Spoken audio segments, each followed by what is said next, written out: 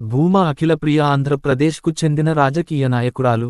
2014లో ఆళ్లగడ్డ శాసనసభకు జరిగిన ఉప ఎన్నికలలో ఎమ్మెల్యేగా గెలిచి 2014లో టీడీపీ ప్రభుత్వ హయాంలో పర్యాటక, తెలుగు భాష, సంస్కృతి శాఖల మంత్రిగా పనిచేసింది. 2019లో తెలుగుదేశం పార్టీలో చేరి ఆళ్లగడ్డ శాసనసభ నియోజకవర్గంలో పోటీ చేసి, ఓడిపోయింది. జననం, విద్యాభాస్యం. అఖిలప్రియ ఏప్రిల్ 2, 1987లో ఆంధ్రప్రదేశ్ రాష్ట్రం, కర్నూలు జిల్లా, ఆళ్లగడ్డలో భూమా నాగిరెడ్డి, భూమా శోభానాగిరెడ్డి దంపతులకు జన్మించింది.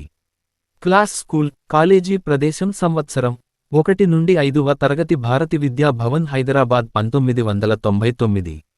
6, 8వ తరగతి లారెన్స్ హైస్కూల్, ఊటీ 2002. 9, 10వ తరగతి గురుకుల్ హైస్కూల్, హైదరాబాద్ 2004. ఇంటర్మీడియట్ మొదటి సంవత్సరం Mary's junior college Abids, Hyderabad 1987 నుండి 88. ఇంటర్మీడియట్ రెండవ సంవత్సరం Villa Mary junior college Hyderabad 2006. B college Hyderabad 2009. నేపథ్యము: ఈమె తల్లి దివంగత భూమా శోభానాగిరెడ్డి, తండ్రి భూమా నాగిరెడ్డి.